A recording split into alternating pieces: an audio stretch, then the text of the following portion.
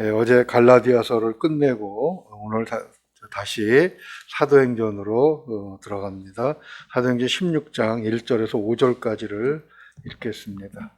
바울이 더베와 루스드라에도 이름에 거기 디모데라 하는 제자가 있으니 그 어머니는 믿는 유대 여자요 아버지는 헬라인이라.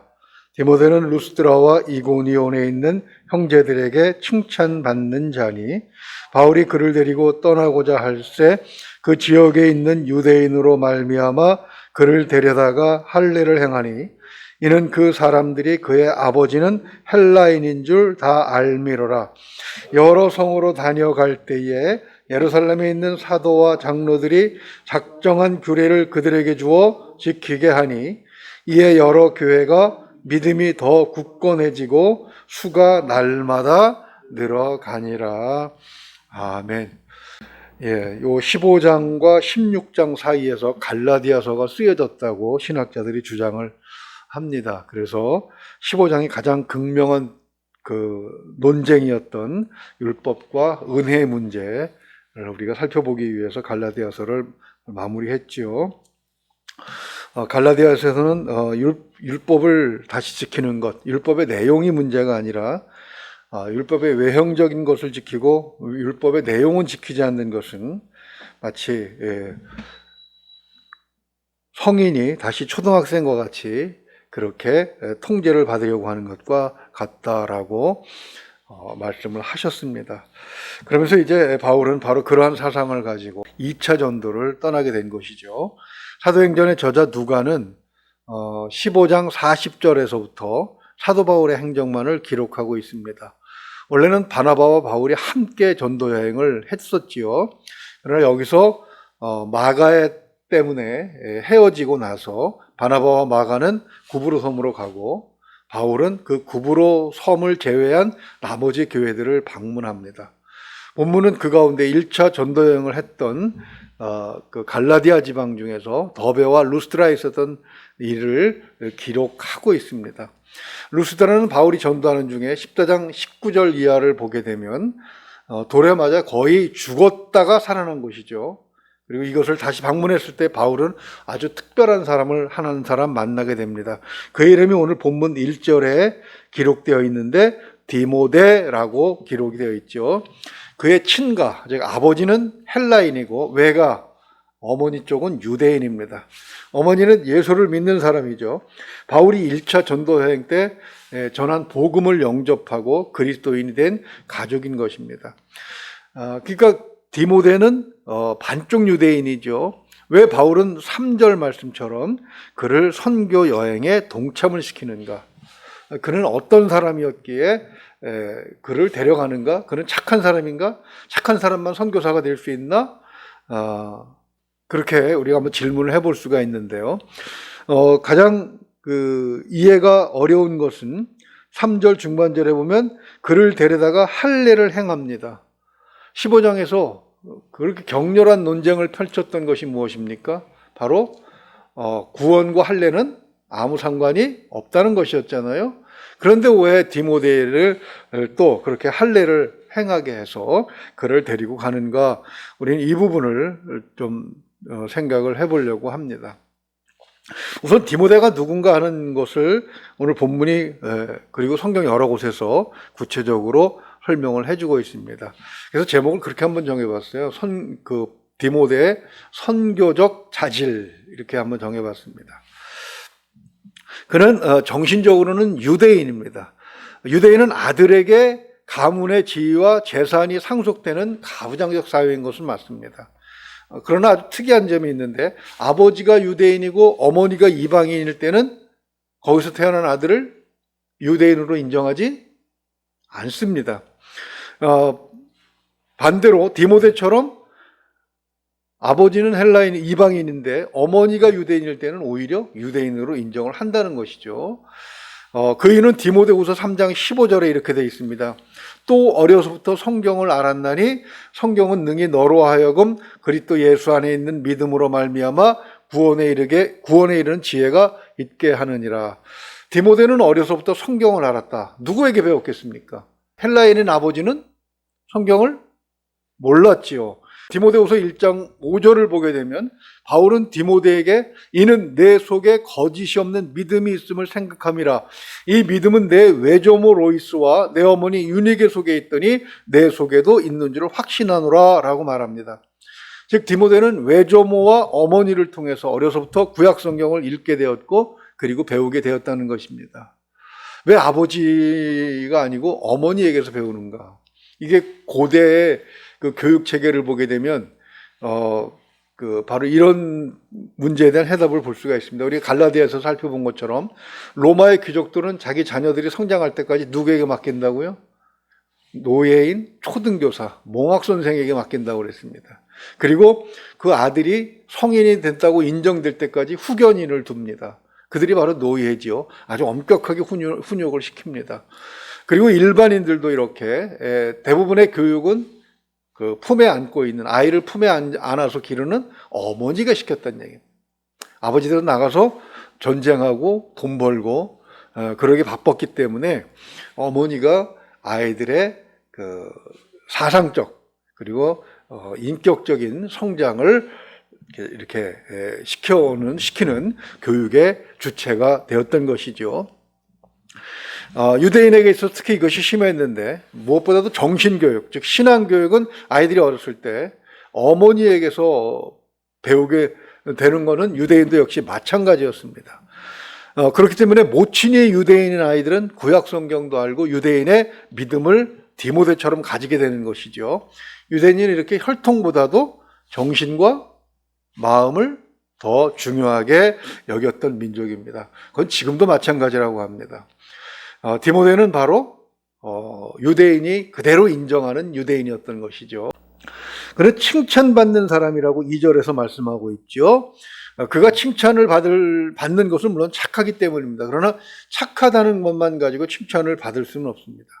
그를 칭찬한 사람들은 믿음의 형제들이기 때문에 칭찬의 이유가 그가 가진 믿음 때문인 것을 우리는 짐작을 할 수가 있죠. 그가 가진 믿음은 어떤 면에서 칭찬을 받을 만했는가? 이 본문에 나타나지 않는 그 문맥에서 살펴본 것을 정리를 해보면 그렇습니다. 첫째는 박해를 두려워하지 않는 굳건한 믿음이 있었기 때문입니다. 사도 바울은 디모데의 고향인 루스드라에서 돌에 맞아 죽을 뻔한 박해를 받았습니다. 그렇죠? 디모데후서 3장 11절과 12절을 보게 되면 그것을 그대로 보고 알았던 사람입니다. 그럼에도 불구하고 디모데의 가정, 즉 어머니와 외조모는 믿음을 버리지 않았습니다. 진리를 알았기 때문에, 그리고 자신이 믿는 것이 진리라고 그렇게 생각을 했기 때문에 진리를 사랑하는 마음이 두려움보다 더 컸던 것이죠. 많은 사람들이 우리가 갈라디아에서 본 것처럼 바울을 비난하고 율법주의자에게로 돌아갔지만 디모데는 돌아가지 않았던 것입니다. 또 한 가지 생각해 볼 것은 그가 하나님의 일에 헌신하는 믿음을 가졌던 사람이라는 것입니다. 빌립보서 2장 21절과 22절을 보게 되면 그의 믿음에 대해서 이렇게 소개합니다. 그들이 다 자기 일을 구하고 그리스도 예수의 일을 구하지 아니하되 디모데의 연단을 너희가 안 하니 자식의 아버지에게 함과 같이 나와 함께 복음을 위하여 수고하였느니라. 이렇게 기록하고 있습니다. 다른 사람들이 예수를 믿으면서도 자기 일을 먼저 구할 때 디모데는 그리스도의 일을 먼저 구한 사람이고 그로 인해서 많은 연단을 거쳤다. 이렇게 보고가 되고 있습니다. 그다음에 마지막으로 세 번째, 그가 착하다고 하는 이유는 다른 사람과 협력해서 일을 할 만한 그런 사람이었다는 것입니다. 저도 직장 생활도 해보고 또 신앙생활 하면서도 또 선교를 하면서도 현장에서 여러 사람과 많이 협력해서 일을 해보았습니다만 함께 일할 만한 사람이 있고 그렇지 않은 사람들이 있습니다. 함께 일하면서 끝까지 실망을 주는 사람이 있고 함께 일하면서 정말 끝까지 이 사람이 왜 지금 여기에 있는 것인가 라고 의문을 갖게 하는 그런 사람들도 많았습니다. 근데 디모데는 함께 협력해서 일할 만한 사람이었다는 것이죠. 아까 읽은 빌립보서 2장 22절 하반절을 보게 되면 자식이 아버지에게 함같이 나와 함께 복음을 위하여 수고하였느니라 이렇게 칭찬한 구절이 있습니다.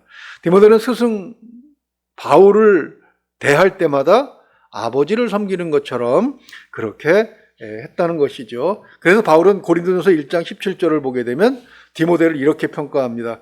주 안에서 내 사랑하고 신실한 아들이라고 여길 만큼, 그리고 디모데를 유일한 후계자라고 여길 만큼 그렇게 자랑을 한 것이죠. 디모데전서 1장 2절에서도 이렇게 부릅니다. 믿음 안에서 참 아들 된 디모데. 이런 평가를 받을 수 있었던 그런 대단한 인격의 소유자고 또 그렇게 성실한 사람이었다는 사실을 이 한 글자로 2절에서 칭찬받는 자라는 한 구절로 소개를 하고 있는 것입니다. 그러나 중요한 것은 하나님께서 인정했느냐 안 했느냐, 그것이 훨씬 더 중요한 문제가 되겠죠. 디모데는 우리가 장로회의에서 안수를 받게 됩니다. 디모데전서 4장 14절을 보면 안수를 받을 때 예언을 통하여 받은 것이 있다라고 기록을 하고 있습니다. 즉 성령께서 디모데에게 특별한 은사를 주셨다는 것입니다. 디모데전서 4장 11절을 보면 알 수 있는데 사도 바울은 디모데에게 너는 이것들을 명하고 가르치라 이렇게 부탁을 합니다. 즉 디모데는 말씀 사역의 은사를 받았다는 것이죠. 당시에는 신학교도 없었고 그렇게 특별히 이 말씀에 대해서 공부할 만한 그런 기회도 없었을 것입니다. 사도 바울을 따라다니면서 사도 바울이 전하는 메시지를 배웠고 그리고 성령의 인도하심을 따라 그 말씀의 온전한 뜻을 전할 수 있는 그런 은사를 받았다는 것이죠. 그렇게 훌륭한 사람이었기 때문에 사도 바울은 그를 선교 현장으로 데리고 가는데 주저함이 없었다고 보여집니다. 바울처럼 마가도 용납하지 않았던 그 아주 칼 같은 사람이 디모데를 인정했다고 하는 것을 볼 때에 디모데는 참 우리가 자녀들을 가르칠 때 또 교회 신앙생활하는 그런 사람들에게 있어서 믿음의 규감이 될 만한 그런 사람이라고 볼 수가 있습니다. 오늘 본문은 또 한 가지 문제를 우리에게 전해주고 있는데 할례 문제입니다. 사람들도 인정하고 자신도 인정하고 무엇보다도 성령께서 인정했는데 왜 바울은 디모데에게 할례를 행한 것인가? 더군다나 그것은 이미 15장에서 우리가 살펴본 것처럼 예루살렘 회의에서 구원과는 아무 상관이 없다라고 결정이 내려졌는데 왜 그렇게 한 것인가? 이 해답을 정확하게 정리한 것이 고린도 전서 9장 19절에서 23절까지입니다. 이거 우리 잠깐 찾아볼까요? 내가 모든 사람에게서 자유로우나 스스로 모든 사람에게 종이 된 것은 더 많은 사람을 얻고자 함이라. 유대인들에게 내가 유대인과 같이 된 것은 유대인들을 얻고자 함이요 율법 아래에 있는 자들에게는 내가 율법 아래에 있지 아니하나 율법 아래에 있는 자 같이 된 것은 율법 아래에 있는 자들을 얻고자 함이요 율법 없는 자에게는 내가 하나님께는 율법 없는 자가 아니요 도리어 그리스도의 율법 아래에 있는 자나 율법 없는 자와 같이 된 것은 율법 없는 자들을 얻고자 함이라. 약한 자들에게 내가 약한 자와 같이 된 것은 약한 자들을 얻고자 하며 내가 여러 사람에게 여러 모습이 된 것은 아무쪼록 몇 사람이라도 구원하고자 함이니 내가 복음을 위하여 모든 것을 행함은 복음에 참여하고자 함이라. 아멘.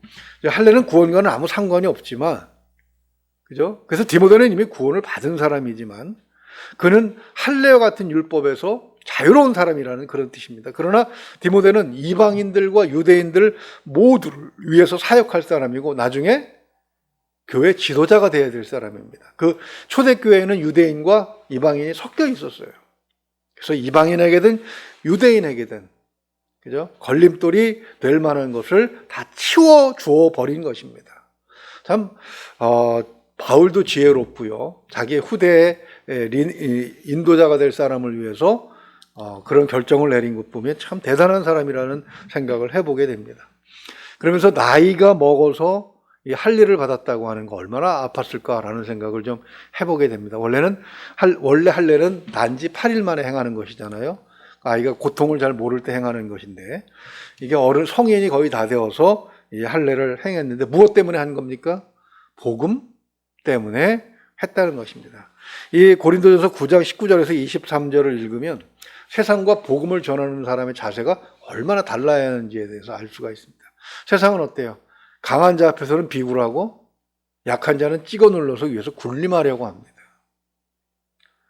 그러나 고린도전서 9장 22절 보면 약한 자들에게 내가 약한 자와 같이 된 것은 약한 자들을 얻고자 함이요, 이렇게 말씀하고 있어요. 영혼의 구원이 문제이기 때문에 강하고 약함이 문제가 되는 것이 아니라 그들과 같아지고 그들처럼 되는 일에 할례를 받는 고통 같은 것도 감수할 만큼 복음을 우선시했다는 사실을 우리가 알 수가 있는 것이죠. 하나님의 일, 특히 복음을 전하는 일에 있어서는 영혼을 구원하기 위해서 걸림돌이 될 만한 것은 미리 제거하고 누구나 쉽게 접근하도록 해 주어야 한다는 것이죠. 디모데는 할례를 안 받아도 되지만 유대인들을 구원하기 위해서 할례를 받았습니다. 그의 인격과 그의 성품과 아주 연결이 잘 되고 있는 그런 행위인 것을 볼 수가 있습니다. 말씀을 정리합니다. 구원에는 오직 예수를 그리스도로 영접하고 구세주로 믿는 것 하나면 됩니다. 그 나머지는 주님을 위해서 얼마든지 버릴 수 있는 것이고, 필요하다면 있는 것 위에 더 많은 규제를 할 수도 있고, 또 안 해도 되는 일을 할 수 있는 것, 그것이 바로 바울의 사상이고 디모데는 그 사상에 그대로 순종하고 있는 것을 봅니다. 바울은 디모데에게 선교에 필요한 성품이 있다는 것을 바라보았죠. 성경에 지식이 있고 무엇보다도 복음을 믿는 믿음이 확고함을 보았기 때문에 그를 선교팀에 충원을 합니다. 그렇게 해서 새 사람이 되었죠. 디모데는 바울이 아들이라고 할 만큼 그렇게 잘 섬기면서 의견의 충돌 없이 함께 동역을 합니다. 바울이 죽기 전에 디모데를 소아시아 교회들을 위해서 에베소로 보내서 자기가 순교한 다음에 자기가 세운 이방의 교회들을 잘 지켜나갈 기둥으로 그렇게 삼지요. 복음을 위해서 죽을 수도 있다면, 그렇죠? 자존심이나 재산이나 전통이나 교단, 무슨 이념 같은 것들을 못 버릴 이유가 없다는 것, 그것이 바울이 디모데를 통해서 우리에게 남겨준 위대한 믿음의 유산입니다. 지킬 것은 신앙이고 버릴 것은 껍질이지요. 그렇죠? 우리가 물건을 이마트나 이런 데서 물건을 사면 포장이 아무리 아름다워도 어떻습니까? 집에 가서 포장은 뜯어 쓰레기통에 분리수거해버리고 그 내용물만 우리가 취하게 됩니다. 바울과 디모데에게서 볼 수 있는 것은 바로 신앙의 본질을 추구하는 것, 그것이 얼마나 중요한가 하는 것임을 오늘 말씀을 통해서 우리에게 가르쳐주고 있습니다. 여러분도, 저와 여러분이 바로 삶에서 믿음의 본질, 그것을 정확하게 지켜나갈 수 있는 그런 훈련을 하는 것, 또 그런 삶을 사는 것이 매우 중요할 줄로 믿습니다. 기도하겠습니다. 은혜로우신 우리 아버지 하나님, 우리는 세상을 살아가면서 너무 외형적인 것에 치우치는 경향이 있습니다. 내 안은 어떻게 되든 사람들에게 보여지는 것, 그것에 치중하다가 본질을 잃어버리는, 본말이 전도되는 그런 어이없는 그런 일들도 많이 일어나고 있습니다. 교단 간에 별 차이도 아닌 것을 가지고 서로 싸우면서 세상으로부터 손가락질 받는 그런 일들이 또 얼마나 많이 있습니까? 하나님 아버지, 우리가 기독교 역사를 보면서 얼마나 많은 신앙인들이 이 허울 좋은 전통과 또 그 포장 때문에 하나님의 말씀에 확산되는 것을 막고, 그리고 복음에 역행하는 그런 일들을 했는지 너무나도 잘 알고 있습니다. 알면서도 또 그 일을 행하는 것이 오늘날의 교회인 것을 바라볼 때 하나님, 우리 스스로를 돌아보며 반성할 수 있는, 그리고 회개할 수 있는 그런 지혜가 있기를 소망합니다. 하나님, 복음의 본질이 무엇인가를 깨닫고 본질을 위해서 껍질을 과감하게 버릴 수 있는 우리가 될 수 있도록 인도하여 주시옵소서. 믿고 의지하며 우리 주 예수 그리스도 이름으로 기도하옵나이다. 아멘.